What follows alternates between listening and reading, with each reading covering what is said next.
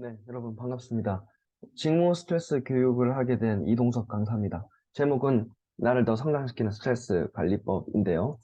제가 2022년 10월 1일 토요일에 인천 송도에 있는 흑륜사에 놀러 갔어요.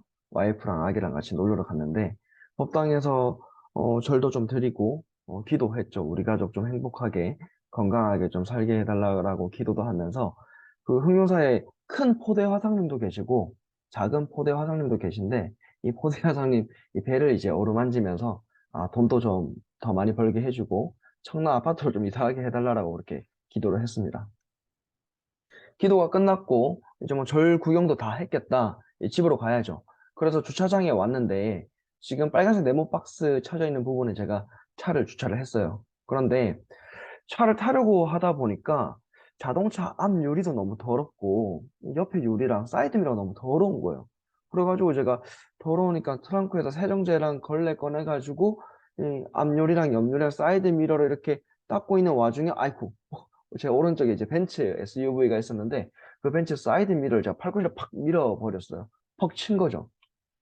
그냥 가면 됩니까? 안 됩니까? 그냥 가면 뺑소니인데 신고 당하니까 이 전화했죠. 그 차주님한테 연락처가 있어가지고 전화 드려가지고 제가 어떻게 하다 보니까 이 팔꿈치로 사이드 미러를 쳤다.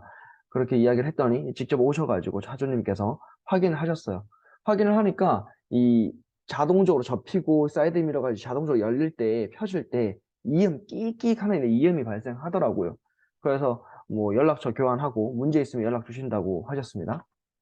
이 예상치 못한 사고잖아요. 스트레스 많이 받았어요. 짜증도 나고 화도 나고. 그런데 저희 집은 부평에 있습니다. 흑륜사는 송도에 있어요. 송도에서 부평 갈 때까지 와이프가 잔소리를 막 엄청나게 해대는 거예요. 뭐 오늘 아침부터 설칠 때부터 알아봤다고 안 하는 짓 왜 하냐고. 평소에 차 청소도 안 하는 인간이 오늘 왜 한다고. 내가 현대 기아 국산차면 말도 안 하는데 그것도 꼭 벤츠 외제차 옆에서 깝죽대다가 그 사다를 내냐고 오는 내내 와이프가 잔소리해가지고 제가 스트레스 엄청 받았습니다.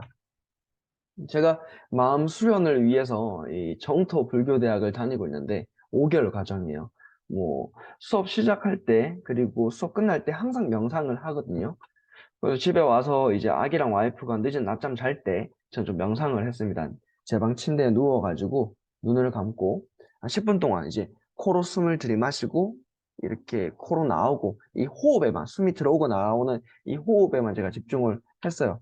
그러다 보니까 제가 어떤 생각이 들었냐면 뭐 어차피 일어난 일이고 내가 잘못해서 일어난 일이니까 뭐 그 일에 대한 어떤 결과, 가보라고 하는데 그 가보를 내가 기꺼이 받아들이겠다라고 제가 마음을 탁 먹으니까 그 순간 아까 엄청 짜증나고 화가 나고 스트레스가 났는데 그 순간 스트레스가 확 줄어드는 것을 제가 느꼈습니다.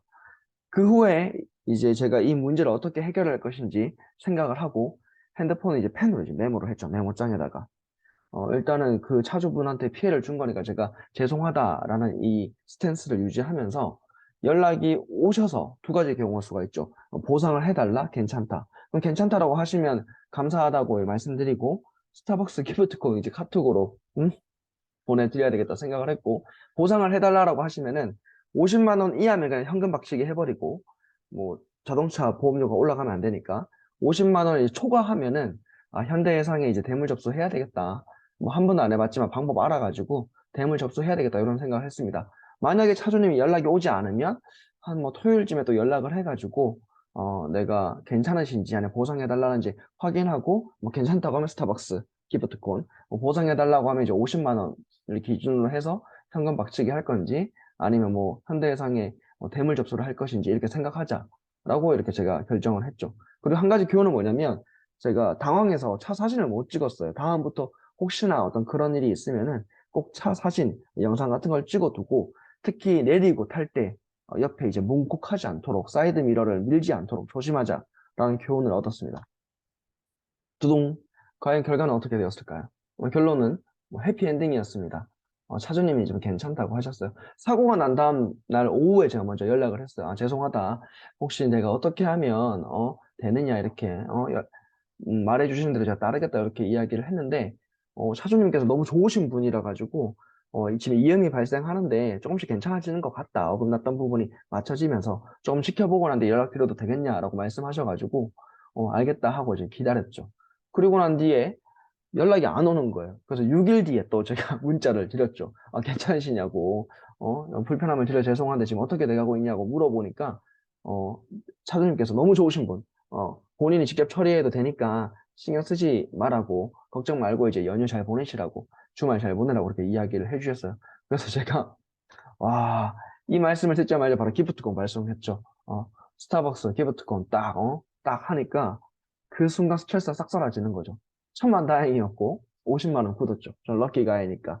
이제 든 생각은 외제차 옆에도 안 가야 되겠다. 특히 벤츠는 절대 가지 않아야 되겠다. 이런 생각을 했습니다. 우리는 살아가면서 스트레스가 무조건 생기죠. 결국 때려야 뗄 수 없는 존재가 스트레스입니다. 우리 직장인들 매일 변함없이 일하기 싫어하잖아요. 맞죠? 우리 꾸준한 사람들이고 일하기 싫어하는 꾸준한 사람이고 또 아무리 바쁘게 일을 해도 시간 안 갑니다. 뭐 정신없이 바빠도 2시밖에 안 되고 상사가 옆에 오기만 해도 이제 짜증 농도 올라가고 특히 이런 직장인들은 회사에서 일을 하는 뭐 조직에서 일을 하는 우리들은 이 직무 스트레스 때문에 너무 힘든 것 같아요. 저 또한 뭐 그렇습니다. 스트레스를 이 표준국어 대사전에서 찾아보면 이런 뜻입니다. 적응하기 어려운 환경에 처할 때 느끼는 뭐 심리적인, 신체적인 긴장 상태라고 말을 하고 있고요. 또 한스 셀리에라고 하는 이 박사님께서 의학 영역에서 처음 20세기에 들어가지고 스트레스를 뭐 정의를 했는데 정신적, 육체적 균형과 안정을 깨트리려고 하는 자극에 대하여 자신이 있던 안정 상태를 유지하기 위해 변화에 저항하는 반응. 그렇게 정의를 하시는데 좀 어렵죠. 정리하자면 결국 스트레스는 어떤 내부적인, 외부적인 어떤 자극 요인, 원인에 따른 어떤 생물학적인 어떤 반응 증상이더라.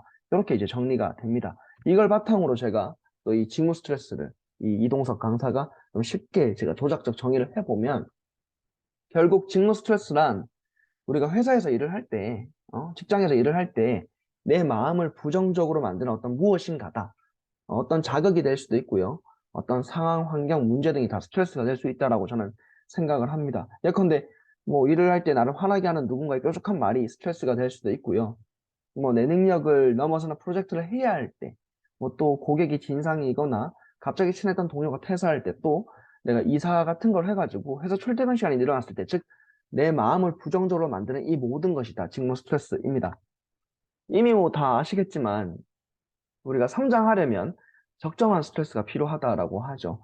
이 여키스 도슨 로우라고 해서 스트레스와 성과 연관성을 이 로버트 여키스와 존 도슨이라고 하는 심리학자가 이제 실험을 했는데 이겁니다. 쥐를 미로에 던져놓고 난 뒤에 얘가 얼마나 빨리 이 탈출하는지 시간을 재본 거예요.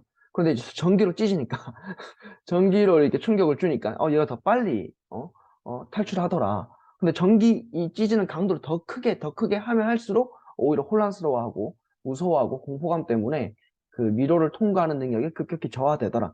이걸 통해서 우리가 어떤 결과를 얻었냐면 결국 최고의 성과라고 하는 것은 이 적정한 자극, 이 스트레스에서 이 성과가 나오더라라는 것이 연구 결과로 밝혀진 거죠. 그렇기 때문에 많은 학술 자료들, 이 전문가의 의견에 따르면 우리 직장인들도 어떤 직무 만족도를, 어떤 직무 몰입도, 직무 성과를 높이려면 결국 적정한 수준의 이 직무 스트레스를 잘 관리해야 한다라고 말을 하고 있어요. 여기서 포인트는 두 가지인데, 첫 번째는 적정한 수준이어야 된다라는 거고, 두 번째는 스트레스를 잘 관리해야 한다라는 건데, 감히 제가, 여러분들 스트레스가, 직무 스트레스가 적정한지 아닌지는 제가 알 수가 없습니다. 제가 뭐 정신과 의사도 아니고, 어떤 되게 뭐 구체적인, 뭔가 되게 밀도 있고, 신뢰도 있고, 타당성이 있는 그런 뭐 스트레스 진단을 하는 것도 아니고, 그 진단을 통해서 제가 어떤 결과를 가지고 뭐 분석하지도 못하기 때문에, 결국 이 스트레스가 적정한지 아닌지는 여러분들이 좀 판단을 하셔야 될 것 같고요. 제가 오히려 좀 포커스를 할 수 있는 부분은 아니, 어떻게 하면 이 직무 스트레스를 좀 잘 관리할 수 있는지에 대해서는 이야기를 좀 드릴 수 있을 것 같아요. 자, 그러면 우리들은 어떻게 해야 이 직무 스트레스를 잘 관리할 수 있는가? 이 직무 스트레스를 개인적인 차원에서 효과적으로 관리하는 세 가지 방법이 있습니다. 그 세 가지가 뭐냐면 첫 번째가 문제 중심적 관리고요. 두 번째가 정서, 이 감정 중심적 관리고요. 세 번째가 신체, 생리 중심적 관리입니다. 뭐 어렵지 않아요. 아까 제가 벤츠 사이드미러 팔꿈치를 밀어가지고 스트레스 받았다라고 한 이야기 기억나시죠? 집에 와서 제가 뭐 했습니까? 10분 정도 누워가지고 명상했죠. 호흡에 집중하면서. 그때는 어때요? 스트레스 때문에 머리가 좀 아팠는데 좀 괜찮아지고 마음도 차분해진 거죠. 즉, 이 신체 중심적 관리는 이 스트레스 상황으로 발생하는 신체적 충격을 감소시키는 관리 방법이고요. 정서, 이 중심적 관리법은 이 스트레스로 짜증나고 화가 나고 감정이 되게 안 좋았잖아요. 그런데 제가 어차피 일어나는 일이고 뭐 내가 잘못해서 일어나는 일이니까 그 가보, 그 결과 내가 기꺼이 내가 받아들이겠다라고 마음을 먹으니까 그 생각을 하니까 짜증과 화가 확 줄어들었죠. 이게 바로 정서 중심적 관리인데 이 정서적 균형, 이 깨진 균형, 이 부정적으로 물드는 이 정서적 이 마음을 이 균형을 찾기 위해서 내가 어떤 상황을 인지적으로 이 생각을 다시 재구성하는 게 이 정서 중심적 관리입니다. 그리고 문제 중심적 관리는 아니, 문제 해결을 위해서 제가 차주님 연락 왔을 때는 뭐 이렇게 괜찮다고 하면 이렇게 안 괜찮다고 하면 이렇게 계획을 세우고 괜찮다고 하셔서 실제로 제가 스타벅스 기프트콘 드리면서 직접 실행을 했죠. 즉 스트레스 상황에 직면했을 때 우리가 이 스트레스의 원인이나 자극이나 문제 등을 제거하거나 감소하는 관리 방법이 이 문제 중심적 관리법입니다. 우리가 일을 할 때, 직장에서 일을 할 때, 또 누군가의 어떤 관계로 인해서 내 마음을 부정적으로 만드는 직무 스트레스는 무조건 생기죠. 이럴 때마다, 안녕히 계십시오. 저는 이제 이 직장의 모든 굴레와 속박을 벗어 던지고, 뭐 퇴사하겠습니다. 이렇게 하면은 솔직히 직무 스트레스 관리 안 해도 되죠.